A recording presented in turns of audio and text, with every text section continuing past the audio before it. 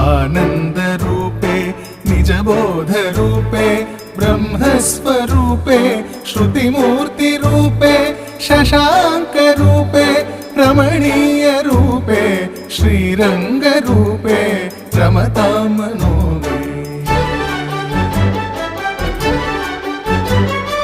कावेरी तीरे करुणाविलोले मन्दारमूले धृतचारुकेले दैत्यान्तकाले अखिललोकलीले श्रीरङ्गलीले रमतां मनो मे।